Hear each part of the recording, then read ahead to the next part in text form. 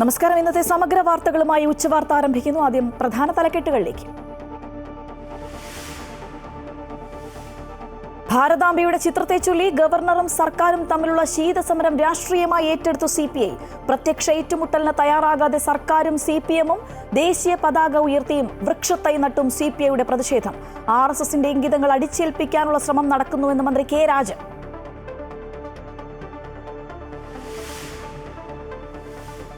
സിന്ധു നദീജല കരാർ മരവിപ്പിച്ച നടപടി പുനഃപരിശോധിക്കണമെന്ന അഭ്യർത്ഥനയുമായി പാകിസ്ഥാൻ. കരാർ സംബന്ധിച്ച ഇന്ത്യയുടെ ആശങ്കകൾ പരിഹരിക്കാൻ തയ്യാറെന്ന് കത്തെഴുതി പാക് സർക്കാർ. നിലവിൽ ചർച്ചയ്ക്കില്ലെന്നും കരാർ മരവിപ്പിച്ച നടപടി തുടരുമെന്നും ഇന്ത്യ.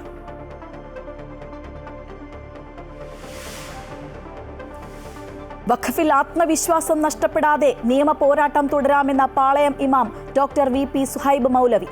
ജാതി മതത്തിനതീതമായി തീവ്രവാദത്തിനെതിരെ പോരാടണമെന്ന ഡോക്ടർ ഹുസൈൻ മടവൂർ. മഹാത്യാഗത്തിന്റെ സ്മരണകളിൽ ബലിപെരുന്നാൾ ആചരിച്ച് വിശ്വാസികൾ.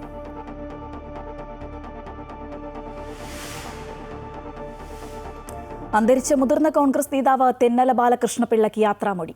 തിരുവനന്തപുരം ശാന്തി കവാടത്തിൽ അല്പസമയത്തിനകം സംസ്കാരം. KPCC ആസ്ഥാനത്തെ പൊതുദർശനത്തിൽ മുഖ്യമന്ത്രി പിണറായി വിജയൻ ഉൾപ്പെടെ പ്രമുഖർ അന്ത്യാഞ്ജലി അർപ്പിച്ചു. മെസ്സിയും അർജന്റീനയും കേരളത്തിലെത്തുമെന്ന് ആവർത്തിച്ച് കായിക മന്ത്രി V. Abdurahman. Sponsor match fee അടച്ചെന്നും സാമ്പത്തികമായി ഒരു ബാധ്യതയും സർക്കാർ ഏറ്റെടുക്കില്ലെന്നും മന്ത്രി.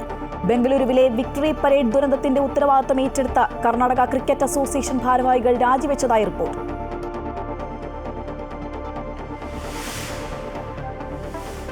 ഫ്രഞ്ച് ഓപ്പൺ വനിതാ സിംഗിൾസ് ഫൈനൽ ഇന്ന്.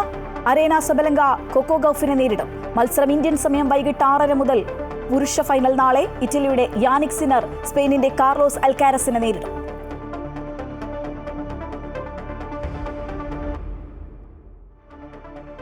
വിശദമായ വാർത്തകളിലേക്ക്. ഭാരതമാതാവിന്റെ പ്രതീകം ഭാരതത്തിന്റെ ദേശീയ പതാകയാണെന്ന് പ്രഖ്യാപിച്ചുകൊണ്ട് എല്ലാ ബ്രാഞ്ചുകളിലും ദേശീയ പതാക ഉയർത്തിയും വൃക്ഷത്തൈ നട്ടും CPI-യുടെ പ്രതിഷേധം.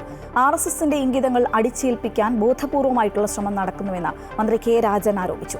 RSSന്റെ കാവ്യചിഹ്നങ്ങൾ ഉൾപ്പെടുന്ന പരീക്ഷണശാലയായി രാജ്ഭവൻ മാറാൻ പാടില്ല എന്നും മന്ത്രി പറഞ്ഞു. RSSന്റെ ചിഹ്നങ്ങളെ രാഷ്ട്രചിഹ്നങ്ങളാക്കി മാറ്റാനുള്ള ബോധപൂർവമായിട്ടുള്ള ഒരു ഇടപെടൽ നമ്മുടെ നാട്ടിൽ നടക്കുകയാണ്. അതിൻ്റെ രാഷ്ട്രീയ പരീക്ഷണശാലയായി രാജ്ഭവൻ മാറാൻ പാടില്ല. RSS ഇന്ത്യയുടെ സ്വാതന്ത്ര്യം ലഭ്യമാകുന്ന ഘട്ടത്തിൽ കൊടിയായി മാറേണ്ടത് കാവിക്കൊടിയാണ് എന്ന് പ്രഖ്യാപിച്ചിരുന്നു. പക്ഷേ ഇന്ത്യയുടെ ദേശീയ പതാക 142 കോടി മനുഷ്യർ ഇപ്പോഴും നെഞ്ചിലേറ്റുന്ന ഈ ദേശീയ പതാകയാണ് എന്ന് ഞങ്ങൾ ബോധ്യപ്പെടുത്തുകയാണ്. ഭാരത്മാത ദേശസ്നേഹത്തിന്റെ പ്രതീകമാണെന്ന് ബിനോയ് വിശ്വം. RSSന്റെ കൊടി പിടിച്ചു നിൽക്കുന്നതല്ല, പ്രകൃതിയും ദേശസ്നേഹവും ചേർന്നതാണ് ഭാരത്മാത എന്നും ബിനോയ് വിശ്വം പറഞ്ഞു. CPI തൃശൂർ ജില്ലാ കേന്ദ്രത്തിൽ ദേശീയ പതാക ഉയർത്തി സംസാരിക്കുകയായിരുന്നു അദ്ദേഹം. ഭാരത് മാതാ കി ജയ് എന്ന മുദ്രാവാക്യം കമ്മ്യൂണിസ്റ്റ് പാർട്ടിക്ക് പുതിയ ഒന്നല്ല. ഈ മഹത്തായ നാടിൻ്റെ എല്ലാ ദേശസ്നേഹ മൂല്യങ്ങളെയും നെഞ്ചിൽ ചേർത്ത് വെക്കുന്ന പാർട്ടിയാണ് കമ്മ്യൂണിസ്റ്റ് പാർട്ടി. RSSൻ്റെ ഒരു സങ്കല്പത്തിലെ ഭാരതമാതാവ് എല്ലാവരും അംഗീകരിക്കേണ്ട ചിത്രമാണെന്ന് പറഞ്ഞുകൊണ്ട് ബഹുമാനപ്പെട്ട ഗവർണർ രംഗത്ത് വന്നിരിക്കുന്നു. രാജ്ഭവനിലെ പരിസ്ഥിതി ദിന പരിപാടി വിവാദത്തിൽ പ്രതികരണവുമായി കേന്ദ്രമന്ത്രി ജോർജ് കുര്യൻ. ഏതു വസ്ത്രം ധരിച്ചാലും അമ്മ അമ്മയാണെന്ന് അദ്ദേഹം പറഞ്ഞു. ദേശീയപാത തകർച്ചയിൽ അപാകതകൾ പരിഹരിക്കുമെന്നും കേന്ദ്രമന്ത്രി പറഞ്ഞു. ഭാരതാംബ എന്ന് പറയുന്ന അമ്മയാണ് അല്ലേ?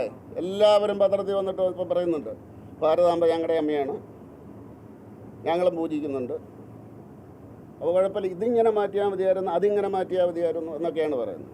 ഞങ്ങൾ കണ്ടിട്ടുള്ളതിൻ്റെ അകത്ത് ഇത് ഇങ്ങനെയല്ല, മറ്റേതിൻ്റെ അകത്ത് ഇങ്ങനെയാണ് എന്നൊക്കെ പറയുന്നുണ്ട്. അമ്മയല്ലേ? അമ്മ വസ്ത്രം ധരിച്ചാൽ ചില വസ്ത്രം ചില മക്കൾക്ക് ഇഷ്ടപ്പെടും, ചില മക്കൾ പറയും അത് വേണ്ട മറ്റേ ധരിക്കാൻ പറയും. സിന്ധു നദീജല കരാർ മരവിപ്പിച്ച നടപടി പുനഃപരിശോധിക്കണമെന്ന് അഭ്യർത്ഥിച്ചുകൊണ്ട് ഇന്ത്യക്ക് വീണ്ടും കത്തെഴുതി പാകിസ്ഥാൻ. കരാർ സംബന്ധിച്ച് ഇന്ത്യയുടെ ആശങ്ക പരിഹരിക്കാൻ തയ്യാറാണെന്നും കത്തിൽ പറയുന്നു. എന്നാൽ സിന്ധു നദീജല കരാറിൽ നിലവിൽ ചർച്ചകൾക്ക് താൽപ്പര്യമില്ല എന്ന് വിദേശകാര്യ മന്ത്രാലയം വ്യക്തമാക്കി. കരാർ മരവിപ്പിച്ച നടപടി തുടരുമെന്ന് മന്ത്രാലയം അറിയിച്ചു. ഏപ്രിൽ 22-ന് നടന്ന പഹൽഗാം ഭീകരാക്രമണത്തിന് പിന്നാലെയാണ് ഇന്ത്യ കരാർ മരവിപ്പിച്ചത്. തന്ത്രപരമായ കാര്യങ്ങളിൽ തീരുമാനമെടുക്കുന്ന ക്യാബിനറ്റ് കമ്മിറ്റി ഓൺ സെക്യൂരിറ്റിയാണ് സിന്ധു നദീജല കരാർ റദ്ദാക്കുന്ന തീരുമാനത്തിന് അംഗീകാരം നൽകിയത്. വെള്ളവും രക്തവും ഒരുമിച്ചൊഴുകാൻ കഴിയില്ലെന്ന് പ്രധാനമന്ത്രി നരേന്ദ്രമോദി രാജ്യത്തെ അഭിസംബോധന ചെയ്യുന്നതിനിടെ പാകിസ്ഥാനോട് നയം വ്യക്തമാക്കിയിരുന്നു. അതിർത്തി കടന്നുള്ള ഭീകരതയ്ക്ക് പാകിസ്ഥാൻ പിന്തുണ അവസാനിപ്പിക്കുന്നതുവരെ കരാർ നിർത്തിവെക്കുമെന്നാണ് ഇന്ത്യയുടെ നിലപാട്. വിഷയത്തിൽ ഇടപെടണമെന്ന് ലോകബാങ്കിനോട് പാകിസ്ഥാൻ അഭ്യർത്ഥിച്ചിരുന്നു. എന്നാൽ ലോകബാങ്ക് ഇതിന് തയ്യാറായില്ല. നദീജല കരാർ റദ്ദാക്കിയതിനു പിന്നാലെ പാകിസ്ഥാൻ കടുത്ത ജലക്ഷാമത്തിലൂടെ കടന്നു പോവുകയാണെന്നാണ് നിഗമനം.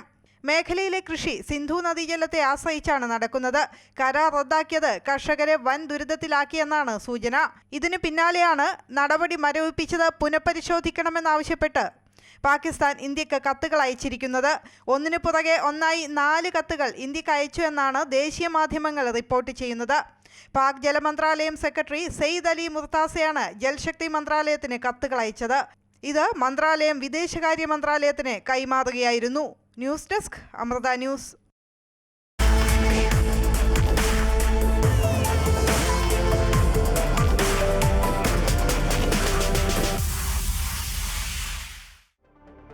തൃക്കാക്കര ഉപതെരഞ്ഞെടുപ്പിൽ മുഖ്യമന്ത്രി ക്യാമ്പ് ചെയ്ത് പ്രചരണം നടത്തിയിട്ടും ഇടതുമുന്നണി പരാജയപ്പെട്ടതുപോലെ നിലമ്പൂരിലും LDF പരാജയപ്പെടുമെന്ന് PV അൻവർ പറഞ്ഞു. പിണറായി സത്തെ എതിർക്കുന്നത് തുടരും. എടക്കര മസ്ജിദ് സലാമിൽ പെരുന്നാൾ നമസ്കാരം നടത്തിയ ശേഷം മാധ്യമപ്രവർത്തകരോട് സംസാരിക്കുകയാണ് അദ്ദേഹം. കേന്ദ്ര മന്ത്രിമാരുമായും കേന്ദ്ര ഗവൺമെൻറ്റുമായും ബന്ധം സ്ഥാപിച്ച് മകളെയും മരുമകനെയും രക്ഷപ്പെടുത്തി അവർ കണ്ടെത്തിയ ക്രമക്കേടുകളും സാമ്പത്തിക ഇടപാടുകളും അതിൽ നിന്ന് അവർക്കൊരു ലീഗൽ പ്രൊട്ടക്ഷൻ കൊടുക്കാൻ ഈ സമൂഹത്തെ ഒറ്റുകൊടുക്കുന്ന വഞ്ചനപരമായ നിലപാടാണ് പിണറായി സ്വീകരിച്ചത്. നിലമ്പൂരിൽ നിന്ന് TK അരവിന്ദൻ ചേരുകയാണ്. അരവിന്ദൻ, ബലിപെരുന്നാൾ ദിനത്തിലെ തെരഞ്ഞെടുപ്പ് പ്രചരണം എങ്ങനെയാണ് നടക്കുന്നത്? ശ്രീജ, ബലിപ്പെരുന്നാളാണ്. അതിന്റെ ഒരു ആർഎസും പൊതുവെ മണ്ഡലത്തിലുണ്ട്. പക്ഷെ സ്ഥാനാർത്ഥികളെല്ലാം തിരക്കി തന്നെയാണ്. വീടുകളിലെത്തി വോട്ടർമാരെ കാണാനുള്ള ശ്രമമാണ് വലുതാം തരത്തിൽ സ്ഥാനാർത്ഥികൾ നടത്തുന്നത്. കാരണം വീടുകളിൽ എല്ലാവരും ഒത്തുചേരുന്ന സന്ദർഭമാണ്. പരമാവധി വോട്ടർമാരെ നേരിൽ കാണാനാവും. അപ്പൊ അത്തരത്തിലുള്ള ശ്രമങ്ങളാണ് നടക്കുന്നത്. BJP നേതാവും കേന്ദ്രമന്ത്രിയുമായ ജോർജ് കുര്യൻ ഇപ്പോൾ നിലമ്പൂരിലെ മണ്ഡലത്തിലെ വിവിധ പ്രദേശങ്ങളിൽ NDA സ്ഥാനാർത്ഥിയോടൊപ്പം സന്ദർശനം നടത്തുന്നു. കാട്ടാനയുടെ ആക്രമണത്തിൽ കൊല്ലപ്പെട്ട ജോസഫിന്റെ വീട് അദ്ദേഹം സന്ദർശിച്ചു. ഒപ്പം ഒരു സുന്നി പള്ളി സന്ദർശിക്കുകയുണ്ടായി. മറ്റൊരു കാര്യം, ഓർത്തഡോക്സ് സഭയിലെ ഒരു വൈദികനെയും അദ്ദേഹം കാണുകയുണ്ടായി. അങ്ങനെ ഇത്തരത്തിൽ വിവിധ ആളുകളെ കണ്ട് NDAയും കടം പിടിക്കാനുള്ള ശ്രമമാണ് ഇപ്പോൾ നടത്തിക്കൊണ്ടിരിക്കുന്നത്. തെരഞ്ഞെടുപ്പ് പ്രചരണം ഊർജിതമായി നടക്കുന്നു. വരുന്ന ആളുകളിൽ മന്ത്രിമാരും ദേശീയ നേതാക്കളും എത്തുന്നതോടുകൂടി മണ്ഡലത്തിൽ പ്രചരണം അതിന്റെ ഉച്ചസ്ഥായിലെത്തും. നിലമ്പൂരിലെ തെരഞ്ഞെടുപ്പ് വിശേഷങ്ങളുമായി ഒപ്പം ചേരുകയായിരുന്നു TK അരവിന്ദ്. മറ്റൊരു വാർത്തയിലേക്ക്. സംസ്ഥാനത്ത് കോവിഡ് രോഗബാധിതരുടെ എണ്ണത്തിൽ വർധനവ്. കണ്ണൂരിൽ 5 പേർക്ക് കൂടി കോവിഡ് സ്ഥിരീകരിച്ചു. കേരളത്തിൽ 192 പേർക്ക് പുതിയതായി രോഗം സ്ഥിരീകരിച്ചു. നിലവിൽ ജില്ലയിൽ ആശ്വാസകരമായ സാഹചര്യമാണുള്ളതെന്ന് ആരോഗ്യവകുപ്പ് വ്യക്തമാക്കി. രാജ്യത്ത് 5364 പേർ രോഗബാധിതരാണ്. ഇതിൽ 1679 പേർ കേരളത്തിലാണ്. ജില്ലാ ആരോഗ്യ വകുപ്പ് ജാഗ്രതാ നിർദ്ദേശവും നൽകിയിട്ടുണ്ട്. എല്ലാ ദിവസവും ജില്ലാതല യോഗം ചേർന്ന് കോവിഡ് അവലോകനം ചെയ്യാനുള്ള പ്രവർത്തനങ്ങളും ജില്ലയിൽ ആരംഭിച്ചിട്ടുണ്ട്.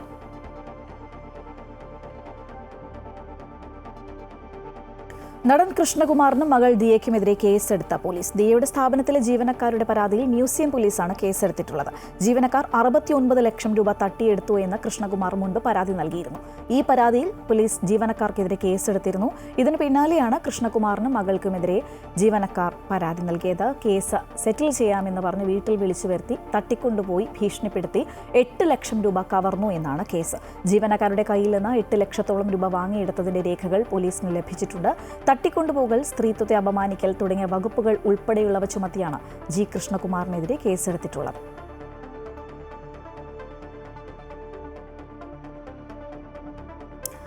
മഹാത്യാഗത്തിന്റെ ഓർമ്മ പുതുക്കി ഇസ്ലാം മത വിശ്വാസികൾ ഇന്ന് ബലിപെരുന്നാൾ ആഘോഷിക്കുന്നു. മസ്ജിദുകളിലും പ്രത്യേകം തയ്യാറാക്കിയ ഈദ്ഗാഹുകളിലുമാണ് പെരുന്നാൾ നമസ്കാരം നടന്നത്. തിരുവനന്തപുരത്തെ പാളയം ചന്ദ്രശേഖർ നായർ സ്റ്റേഡിയത്തിൽ സംഘടിപ്പിച്ച ഈദ്ഗാഹിൽ 100 കണക്കിന് ആളുകൾ പങ്കെടുത്തു. والحمد لله رب العالمين الله أكبر الله أكبر لا إله إلا الله الله أكبر ولله الحمد. തക്ബീർ ധ്വനികളാൽ മുഖരിതമായ അന്തരീക്ഷം.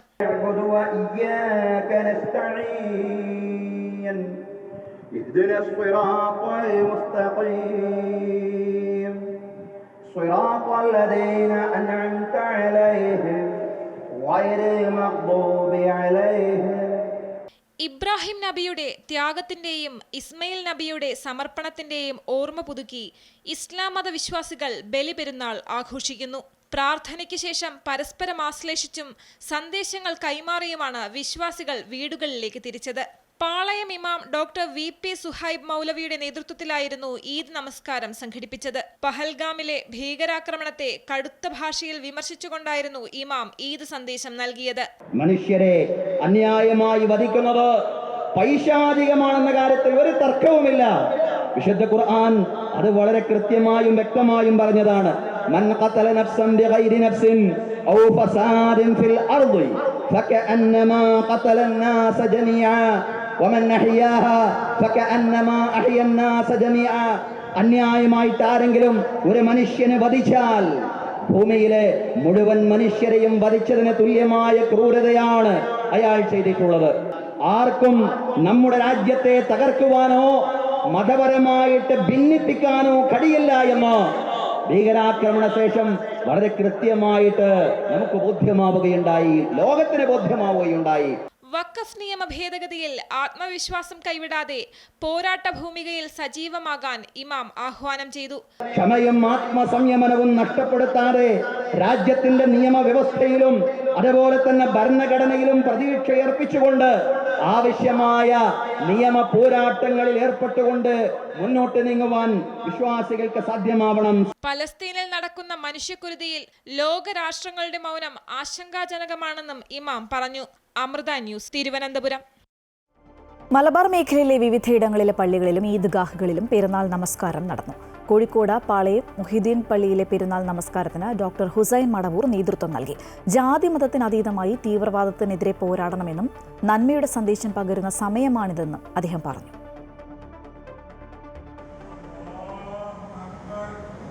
ആത്മത്യാഗത്തിന്റെ സന്ദേശം പകർന്ന് ഓരോ ഇസ്ലാം മതവിശ്വാസിയും ഇന്ന് ബലിപെരുന്നാൾ ആഘോഷിക്കുകയാണ്.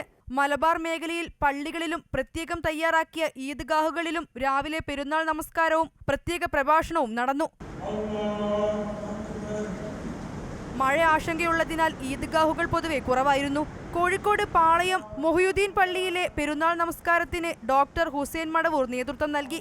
ജാതിമത ചിന്തകൾക്ക് അതീതമായി തീവ്രവാദത്തിനെതിരെ ഒറ്റക്കെട്ടായി പോരാടണമെന്ന് അദ്ദേഹം പറഞ്ഞു. നന്മകളുടെ സന്ദേശം പകരുന്ന സമയമാണിതെന്നും അദ്ദേഹം കൂട്ടിച്ചേർത്തു. എല്ലാവർക്കും ആശംസകൾ നൽകുന്നു. സമർപ്പണം, സ്നേഹം, കാരുണ്യം, വിട്ടുവീഴ്ച, ഇഷ്ടം, ബഹുമാനം തുടങ്ങിയ നന്മകൾ ആളുകളിലേക്ക് എത്തിക്കുന്ന ഒരു സമയമാണിത്. മഹാപ്രവാചകനായിരുന്ന ഇബ്രാഹിം നബിയുടെ, അബ്രഹാം പ്രവാചകന്റെ ത്യാഗോജ്വലമായ ജീവിതം അയവിറക്കുന്ന ഒരു ദിവസവും കൂടിയാണിത്. പെരുന്നാൾ നമസ്കാരത്തിനും പ്രഭാഷണത്തിനും ശേഷം പരസ്പരം ഈദ് ആശംസകൾ കൈമാറിയാണ് വിശ്വാസികൾ പള്ളിയിൽ നിന്നും മടങ്ങിയത്. ശേഷം പള്ളികൾ കേന്ദ്രീകരിച്ചും അല്ലാതെയും ബലികർമ്മങ്ങളും ബലിമാംസ വിതരണവും നടന്നു. അമൃത ന്യൂസ്, കോഴിക്കോട്. ബലിപെരുന്നാൾ ദിനത്തിലും തെരഞ്ഞെടുപ്പ് പ്രചരണത്തിന്റെ തിരക്കിലാണ് നിലമ്പൂരിൽ സ്ഥാനാർത്ഥികൾ. UDF സ്ഥാനാർത്ഥി ആര്യാടൻ ഷൗക്കത്ത് മുക്കട്ട ജുമാ മസ്ജിദിലും സ്വതന്ത്ര സ്ഥാനാർത്ഥി PV അൻവർ എടക്കരയിലും പെരുന്നാൾ നമസ്കാരം നടത്തിയ ശേഷമാണ് പ്രചരണത്തിനിറങ്ങിയത്. ബക്രീദ് അവധിയുടെ ആലസ്യത്തിലാണ് മണ്ഡലം പൊതുവെയെങ്കിലും സ്ഥാനാർത്ഥികൾ ഇപ്പോഴും തെരഞ്ഞെടുപ്പ് പ്രചാരണത്തിന്റെ ചൂടിലാണ്. UDF സ്ഥാനാർത്ഥി ആര്യാടൻ ഷൗക്കത്ത് മുക്കട്ട ജുമാ മസ്ജിദിൽ പെരുന്നാൾ നിസ്കാരം നടത്തിയാണ് പ്രചരണത്തിന് ഇറങ്ങിയത്. പെരുന്നാളായതിനാൽ എല്ലാവരും വീട്ടിൽ ഒത്തുകൂടുന്ന അവസരം മുതലെടുത്ത് പരമാവധി വോട്ടർമാരെ നേരിൽ കാണാനാണ് സ്ഥാനാർത്ഥിയുടെ ശ്രമം. ത്യാഗത്തിൻ്റെയും ആത്മസംസ്കരണത്തിൻ്റെയും ആത്മസമർപ്പണത്തിൻ്റെയും ഒക്കെ ദിനമായ ഇന്ന് പരമാവധി നമുക്ക് ആളുകളോട് സ്നേഹം പങ്കിടാനും ആശ്ലേഷിക്കാനും അസുഖബാധിതരായ കാണാനും കുടുംബ ബന്ധങ്ങളിലൊക്കെ എന്തെങ്കിലും അല്ലെങ്കിൽ വേറെ ആരോടെങ്കിലുമൊക്കെ മനസ്സിൽ ശത്രുത തോന്നിക്കഴിഞ്ഞാൽ അല്ലെങ്കിൽ വെറുപ്പ് തോന്നിക്കഴിഞ്ഞാൽ അവരുമായിട്ട് ആ വെറുപ്പൊക്കെ അകറ്റി അവരെ കൂടി സ്നേഹത്തിൻ്റെ വലയിലാക്കാനും ഒക്കെയുള്ളൊരു വലിയ സന്ദേശമാണ് ബലിപെരുന്നാൾ നൽകുന്നത്. സ്വതന്ത്ര സ്ഥാനാർത്ഥി PV അൻവർ എടക്കര മസ്ജിദ് സലാമിൽ പെരുന്നാൾ നമസ്കാരം നടത്തി. നിലമ്പൂരിൽ തൃക്കാക്കര ആവർത്തിക്കുമെന്ന് അൻവർ പറഞ്ഞു. ഈ ഒരു തെരഞ്ഞെടുപ്പ് പിണറായിസം ഞാൻ ഉയർത്തിയ വിഷയങ്ങളിൽ കേരളത്തിൻ്റെ പൊതുസമൂഹം എവിടെ നിൽക്കുന്നു എന്നതിൻ്റെ കൃത്യമായ ഒരു റിസൾട്ട് ഉണ്ടാവും. മുഖ്യമന്ത്രി വരുന്നതിന് എന്താ കുഴപ്പം? അദ്ദേഹം തൃക്കാക്കര ഒരു 18 ദിവസം ഉണ്ടായിരുന്നല്ലോ. തൃക്കാക്കര തെരഞ്ഞെടുപ്പ് സമയത്ത് ഞാൻ അദ്ദേഹത്തോട് പോയി പറഞ്ഞതാണ്, CM നിങ്ങളിവിടെ നിൽക്കരുത്, കാരണം തോൽക്കാൻ പോവാണ്. CM നേരിട്ട് തെരഞ്ഞെടുപ്പ് പ്രചരണം നടത്തിയിട്ടും പരാജയപ്പെട്ടു എന്നുള്ള ഒരു മോശപ്പെട്ട അവസ്ഥ വരുമെന്ന് ഞാൻ പറഞ്ഞതാണ്. LDF സ്ഥാനാർത്ഥി ആരാധനാലയങ്ങളിലും വീടുകളിലും എത്തി വോട്ടർമാരെ നേരിൽ കണ്ട് വോട്ടുറപ്പിക്കുകയാണ്. നാളെ മുതൽ മുഖ്യമന്ത്രി ഉൾപ്പെടെയുള്ള മന്ത്രിമാരുടെ നീണ്ട നിര തന്നെ LDFനായി മണ്ഡലത്തിലെത്തുന്നുണ്ട്. പോത്തുകൽ പഞ്ചായത്തിലാണ് ഇന്ന് NDA സ്ഥാനാർത്ഥിയുടെ പ്രചരണം. കേന്ദ്രമന്ത്രി ജോർജ് കുര്യനും മോഹൻ ജോർജിന്റെ തെരഞ്ഞെടുപ്പ് പ്രചരണത്തിനായി മണ്ഡലത്തിലുണ്ട്. പ്രിയങ്ക ഗാന്ധി ഉൾപ്പെടെയുള്ള ദേശീയ നേതാക്കൾ UDF സ്ഥാനാർത്ഥിയുടെ പ്രചരണത്തിനായി മണ്ഡലത്തിലെത്തും. ഇതോടെ മണ്ഡലത്തിൽ പ്രചാരണം ഉച്ചസ്ഥായിലാകും. അമൃത ന്യൂസ്, കോഴിക്കോട്. എറണാകുളത്ത് വിവിധ മുസ്ലിം പള്ളികളിൽ പെരുന്നാൾ നമസ്കാരം നടന്നു. കലൂർ മുസ്ലിം ജമാഅത്ത് ജുമുഅ മസ്ജിദിൽ സയ്യിദ് സ്വലാഹുദ്ദീൻ ബുഖാരിയുടെ നേതൃത്വത്തിൽ രാവിലെ 7:45 നിസ്കാരം നടന്നത്. കലൂർ ഹിദായത്തുൽ ഇസ്ലാം ബദർ ജുമാ മസ്ജിദിൽ സുബൈർ സഖാഫി മേലാറ്റൂറിന്റെ നേതൃത്വത്തിൽ നമസ്കാരം നടന്നു. നമസ്കാര ശേഷം വീടുകളിൽ വിരുന്ന് സൽക്കാരം സംഘടിപ്പിച്ചും ആശംസകൾ നേർന്നും വിശ്വാസികൾ ബലിപെരുന്നാൾ ആഘോഷമാക്കുകയാണ്. അന്തരിച്ച മുതിർന്ന കോൺഗ്രസ് നേതാവും മുൻ KPCC അധ്യക്ഷനുമായ തെന്നല ബാലകൃഷ്ണപിള്ളയുടെ സംസ്കാരം അല്പസമയത്തിനകം ശാന്തി കവാടത്തിൽ നടക്കും. അന്തിമോപചാരം അർപ്പിക്കാൻ നിരവധി പേരാണ് KPCC ആസ്ഥാനത്തെത്തിയത്. മുഖ്യമന്ത്രി പിണറായി വിജയൻ, ഗോവ ഗവർണർ PS ശ്രീധരൻപിള്ള തുടങ്ങിയവർ ഇന്ദിരാഭവനിലെത്തി അന്തിമോപചാരം അർപ്പിച്ചു. പ്രതിപക്ഷ നേതാവ്, KPCC പ്രസിഡന്റ്, മുൻ KPCC അധ്യക്ഷന്മാർ, MLA Mar, MP Mar തുടങ്ങി സംസ്ഥാന കോൺഗ്രസ് നേതാക്കളുടെ സാന്നിധ്യത്തിൽ വൻ ജനാവലിയോടെയാണ് സംസ്കാര ചടങ്ങുകൾ നടക്കുക. വിവരങ്ങളുമായി അൺഫിൽ ഡിസൂസ ചേരുകയാണ്. അൺഫിൽറ്റ്, തങ്ങളുടെ പ്രിയ നേതാവിന് ഏറെ ആദരവോടും സ്നേഹത്തോടും വിട നൽകാൻ ഒരുങ്ങുകയാണ് നാട്. സംസ്കാര ചടങ്ങുകൾ ആരംഭിച്ചു.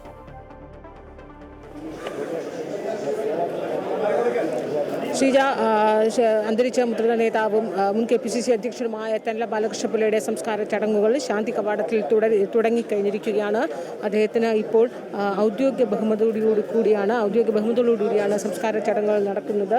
ഇപ്പോൾ വലിയ രീതി അദ്ദേഹത്തിന് ഒരു നോക്കി കാണാൻ ആളുകൾ എത്തുന്നു. അതിനപ്പുറത്തേക്ക് അദ്ദേഹത്തിന്റെ അന്തിമ, അതായത് സംസ്കാരത്തിന് മുന്നോടിയായിട്ടുള്ള ചടങ്ങുകൾ നടത്തുന്നു. ഔദ്യോഗിക ബഹുമതിയിലൂടെയാണ് സംസ്കാര ചടങ്ങുകൾ നടക്കുക. ഇപ്പോൾ അദ്ദേഹത്തെ വീണ്ടും അദ്ദേഹത്തെ കാണാനായി വലിയൊരു ജനാവലി തിരക്ക് തന്നെ ഇവിടെ അനുഭവപ്പെടുന്നുണ്ട്.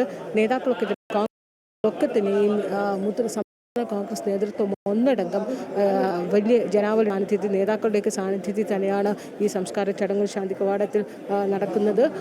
നേരത്തെ അദ്ദേഹത്തിന് KPCC ആസ്ഥാനത്ത് പൊതുദർശനത്തിന് ഭൗതിക ശരീരം വെച്ചപ്പോൾ മുഖ്യമന്ത്രി പിണറായി വിജയൻ, ഗോവ ഗവർണർ PS ശ്രീധരൻപിള്ള തുടങ്ങിയ പ്രമുഖ നേതാക്കളൊക്കെ തന്നെ ഈ ഇന്ദിരാഭവനിലെത്തിയാണ് അദ്ദേഹത്തിന് അന്തിമോപചാരം അർപ്പിച്ചത്. കാരണം കക്ഷി രാഷ്ട്രീയത്തിന് അതീതമായി എല്ലാവർക്കും സർവ്വസമ്മതനും സ്വീകാര്യനുമായ ഒരു വ്യക്തിത്വത്തിനുടമയായിരുന്നു തെന്നല ബാലകൃഷ്ണപിള്ള. അതുകൊണ്ട് തന്നെയും ആ രീതിയിൽ തന്നെ അദ്ദേഹത്തിന് എല്ലാ ബഹുമാനിതകളോടും കൂടി തന്നെ കക്ഷി രാഷ്ട്രീയ ഭേദമന്യേ നിരവധി നേതാക്കന്മാരും വ്യക്തികളും ആളുകളുമാണ് തെന്നല ബാലകൃഷ്ണപിള്ളയ്ക്ക് അന്തിമോപചാരം അർപ്പിക്കാനായി നേതാക്കളുടെ ഒരു വലിയൊരു സാന്നിധ്യത്തിൽ തന്നെ അവിടെ നിന്ന് അയ്യപ്പ സേവാ സംഘടനയുടെ ഓഫീസിൽ അല്പസമയം ദർശനം വെച്ചിരുന്നു. അതിനുശേഷമാണ് അവിടെ നിന്ന് ഇപ്പോൾ ശാന്തി കവാടത്തിൽ സംസ്കാര ചടങ്ങുകൾ കൊണ്ടുവരുന്നു. ഇപ്പോൾ ശാന്തി കവാടത്തിൽ അദ്ദേഹത്തിന്റെ അന്തിമ ചടങ്ങുകളൊക്കെ സംസ്കാര ചടങ്ങുകൾ പുരോഗമിക്കുകയാണ്.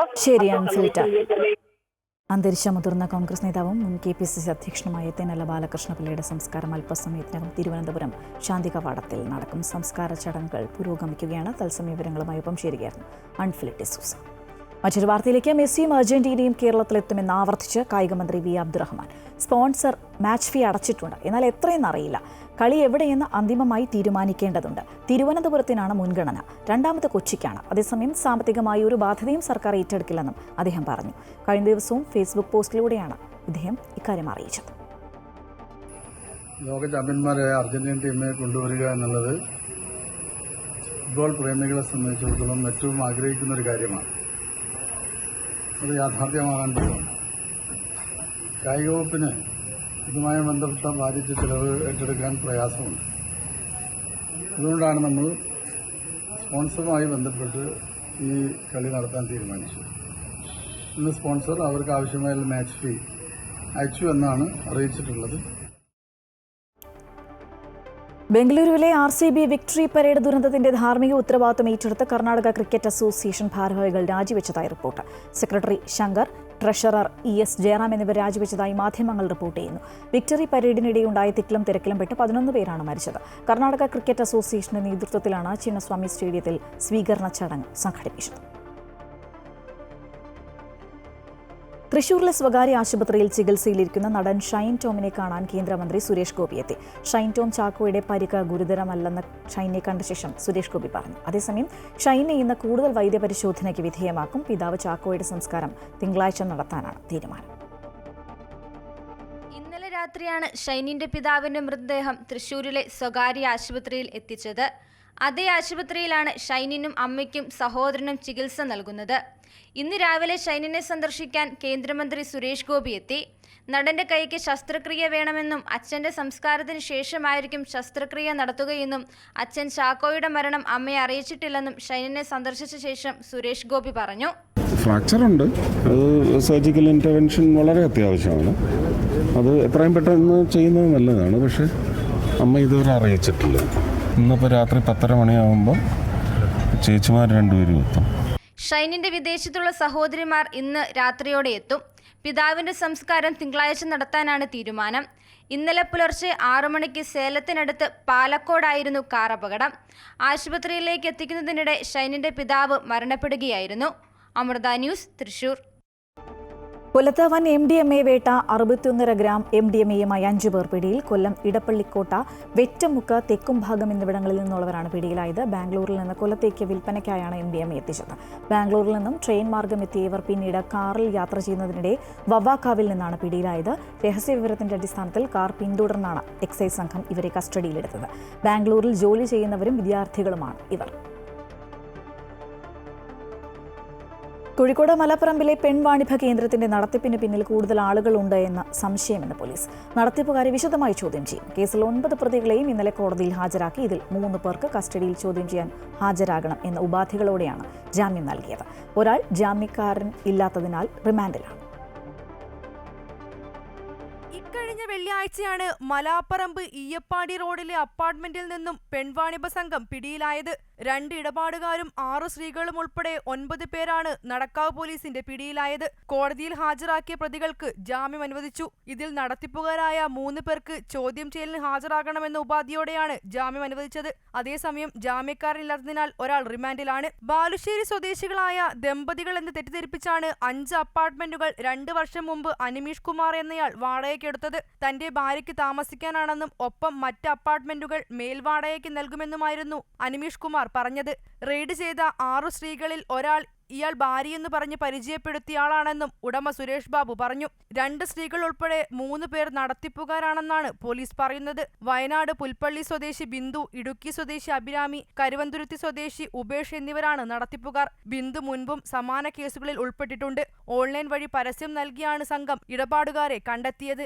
ഇവർ അപ്പാർട്ട്മെന്റ് ഉടമയോട് പറഞ്ഞ കാര്യങ്ങൾ വ്യാജമാണെന്നും പോലീസ് പറഞ്ഞു. സംഘത്തിൽ കൂടുതൽ പേരുണ്ടെന്നാണ് പോലീസിന്റെ പ്രാഥമിക നിഗമനം. അമൃത ന്യൂസ്, കോഴിക്കോട്.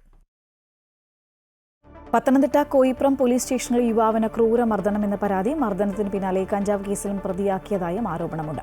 വഴിതർക്കവുമായി ബന്ധപ്പെട്ട സ്റ്റേഷനിലെത്തിച്ച പുല്ലാട് സ്വദേശി കണ്ണനാണ് മർദ്ദനമേറ്റത്. CIയും ജോബിൻ എന്ന പോലീസ് ഉദ്യോഗസ്ഥനും ചേർന്ന് മർദ്ദിച്ചു. മർദ്ദനത്തിന് ശേഷം അഴുക്കുവെള്ളം കുടിപ്പിച്ചതായും നിർത്താതെ ചാടാൻ ആവശ്യപ്പെട്ടതായും കണ്ണൻ പറയുന്നു. കോയിപ്രം CI സുരേഷ് കുമാർ നേരത്തെ മറ്റൊരു കസ്റ്റഡി മർദ്ദനാരോപണത്തിലും സസ്പെൻഷനിലാണ്. വയനാട് ഉരുൾപൊട്ടൽ ദുരന്തബാധിതർക്കായി Amrita sustainable livelihood and disaster resilience പദ്ധതിയിലൂടെ തൊഴിൽ പരിശീലനം പൂർത്തിയാക്കിയവർക്കുള്ള സർട്ടിഫിക്കറ്റ് വിതരണം ഈ മാസം നടക്കും. സദ്ഗുരു ശ്രീമാത അമൃതാനന്ദമയി ദേവിയുടെ നിർദ്ദേശപ്രകാരമായിരുന്നു അമൃത വിശ്വവിദ്യാപീഠത്തിന്റെ നേതൃത്വത്തിൽ ദുരന്തബാധിതർക്കായി തൊഴിൽ പരിശീലന പദ്ധതി നടപ്പാക്കിയത്.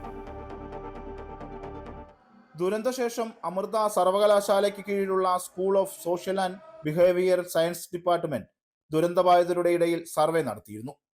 തുടർന്നാണ് നൈപുണ്യ വികസന പദ്ധതിയുടെ ഭാഗമായി തൊഴിൽ പരിശീലനം നൽകിയത്. സർവ്വതും നഷ്ടമായവരുടെ ജീവിത നിലവാരം മെച്ചപ്പെടുത്തുക എന്നതായിരുന്നു പദ്ധതിയുടെ ലക്ഷ്യം. 87 പേർക്ക് തയ്യൽ പരിശീലനവും 25 പേർക്ക് കമ്പ്യൂട്ടർ സാങ്കേതിക വിദ്യയിലും പരിശീലനം നൽകി. കൊച്ചി അമൃത ആശുപത്രിയുടെ കീഴിലുള്ള ക്ലിനിക്കൽ സൈക്കോളജി വിഭാഗത്തിന്റെ നേതൃത്വത്തിൽ മെന്റൽ ഹെൽത്ത് കൗൺസിലിംഗും ഏർപ്പെടുത്തിയിരുന്നു. സദ്ഗുരു ശ്രീ മാതാ അമൃതാനന്ദമയി ദേവിയുടെ സങ്കല്പം വിജയകരമായി പൂർത്തീകരിക്കാൻ സാധിച്ചുവെന്ന് മേപ്പാടി മഠാധിപതി സ്വാമി വേദാമൃതാനന്ദപുരി പറഞ്ഞു. നമുക്കറിയാം, ഇത്രത്തോളം അമ്മയുടെ ഒരു വലിയൊരു വീക്ഷണമാണ് ഈ ചുരൽമല ദുരന്തം ഉണ്ടായതിനെ തുടർന്നുള്ള സ്ത്രീകളുടെ ദുഃഖങ്ങളും പ്രയാസങ്ങളും. ഒരുപാട് പേര് വീട് നഷ്ടപ്പെട്ടവർ, അതുപോലെ തന്നെ മനഃശാസ്ത്രപരമായി വളരെ ഇവർക്ക് ബുദ്ധിമുട്ട്, മാനസിക പ്രശ്നങ്ങളുള്ളവർക്കും നമ്മുടെ യൂണിവേഴ്സിറ്റിയിലെ ആളുകൾ ഇന്ന് കൗൺസിലിംഗ് കൊടുത്തിട്ടുണ്ട്. ഇങ്ങനെ സമഗ്രമായ ഒരു ട്രെയിനിങ് പ്രോഗ്രാമായിരുന്നു ഇവിടെ നടന്നുകൊണ്ടിരുന്നത്. അതിനു മുമ്പ് തന്നെ നമ്മൾ കൃത്യമായി യൂണിവേഴ്സിറ്റിയുടെ ആളുകൾ വന്ന് പഠനം നടത്തിയവർക്ക് ഏത് രീതിയിലുള്ള തൊഴിലുകളാണ് ഇവർക്ക് ഭാവിയിലേക്ക് കൊടുക്കാൻ പറ്റുക എന്നുള്ളതിനെ ഇപ്പോൾ ചിന്തിച്ചു. അങ്ങനെയാണ് തയ്യൽ പരിശീലനവും കമ്പ്യൂട്ടറും ഇവർക്ക് നാളെ ഒരു തൊഴിൽ കണ്ടെത്താൻ സഹായിക്കുന്ന രീതിയിലുള്ള ഒന്നാണ് ഉണ്ടായിട്ടുള്ളത്. അങ്ങനെ ഇത് പൂർത്തീകരിച്ചിരിക്കുകയാണ്. വിജയകരമായി പൂർത്തീകരിച്ചു. ഇനി അതിൻ്റെ സർട്ടിഫിക്കറ്റ് വിതരണം എന്ന ചടങ്ങാണ് നടക്കുന്നത്. അമ്മയുടെ ഒരു വലിയ സങ്കല്പത്തിലുള്ള ഒരു പ്രോജക്റ്റാണത്. അത് ഒരുപാട് പേർക്ക് അതിൻ്റെ സാന്ത്വനവും കിട്ടി, തൊഴിൽ പരിശീലനവും കിട്ടിയിരിക്കുന്നത്. പരിശീലന കാലയളവിൽ 3000 രൂപ വീതം സ്റ്റൈപ്പൻഡും നൽകി. ചൂരൽമല മദ്രസയിലും മേപ്പാടി മഠം കേന്ദ്രീകരിച്ചുമായിരുന്നു പരിശീലനം. ഈ മാസം 11 നടക്കുന്ന സർട്ടിഫിക്കറ്റ് വിതരണ ചടങ്ങിൽ collector DR Meghashree, T Siddique MLA തുടങ്ങിയവർ പങ്കെടുക്കും. Amrita news, Wayanad. French open ടെന്നീസിന്റെ വനിതാ സിംഗിൾസിൽ ഇന്ന് ലോക 1-ാം നമ്പർ താരം അരേന സബലങ്കയും 2ാം സീഡ് കൊക്കോ ഗൌഫും ഏറ്റുമുട്ടും. ഇതാദ്യമായാണ് സബലങ്ക ഫ്രഞ്ച് ഓപ്പണിന്റെ ഫൈനലിൽ എത്തുന്നത്. കൊക്കോയുടെ 2ാം ഫൈനലാണിത്. ഫ്രഞ്ച് ഓപ്പൺ പുരുഷ വിഭാഗ ഫൈനലിൽ നാളെ ഇറ്റലിയുടെ ലോക 1-ാം നമ്പർ താരം യാനിക് സിന്നർ സ്പെയിനിന്റെ കാർലോസ് അൽക്കാരസിനെ നേരിടും. സെമിയിൽ സെർബിയയുടെ നൊവാക് ജോക്കോവിച്ചിനെയാണ് സിന്നർ നേരിട്ടുള്ള സെറ്റുകൾക്ക് കീഴടക്കിയത്. ടൈ ബ്രേക്കറിലാണ് സിന്നർ 3ാം സെറ്റ് സ്വന്തമാക്കിയത്. ഇന്നത്തെ ഉച്ചവാർത്ത പൂർണ്ണമാകുന്നു. കൂടുതൽ വാർത്തകൾ അമൃത ന്യൂസ് യൂട്യൂബ് ചാനലിൽ കാണാം. നമസ്കാരം.